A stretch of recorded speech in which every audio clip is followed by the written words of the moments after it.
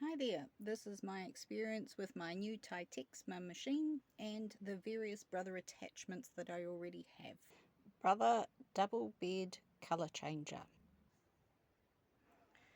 The tension mast fits nicely into the socket for where the tension masks go, and this fantastic new one has a metal top to it, whereas the old one was failing, having plastic only. A wise and not so old knitting lady showed me about putting blue tack at the bottom of a mast. What happens in the old machines is it used to wiggle a bit when you were using your mast because the plastic would wear at the top.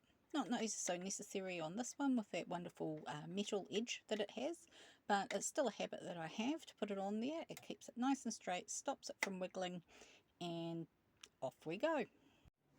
Radio, here we are all set up and ready to roll.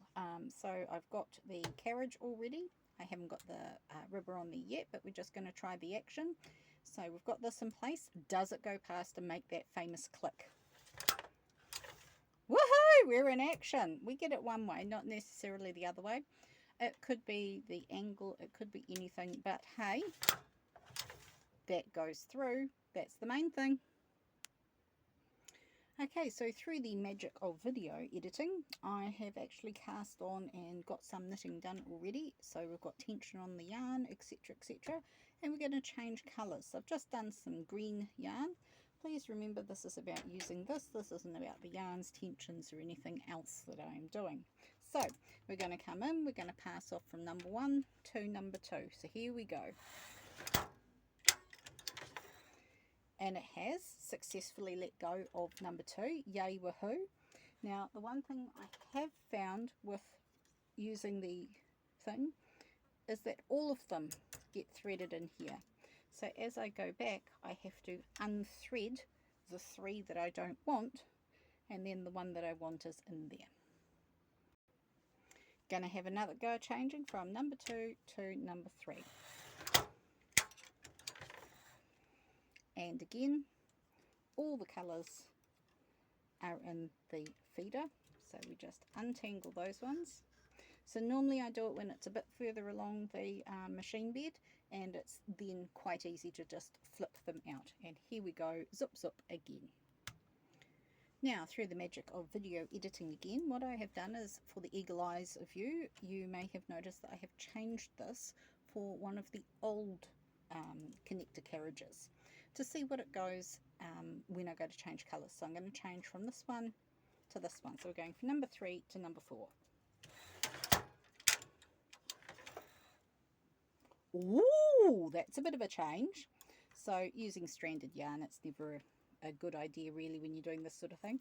We have one yarn only in the feeder. All the rest of it is where it should be. So let's go zip zip and see what happens when we change colours again. Here we are, back again. We're going to change from our number 4 purple to number 1, which is the green. So here we go.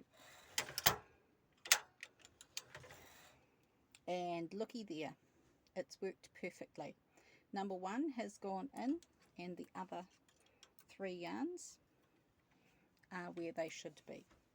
Now what I did do on further inspection of the thing, of the connector, is find out that this sticks up much further on the Taitexma machine, and I think that this being up and sticking out at a further angle is why it grabs all of them at the same time, because this is tilted in slightly.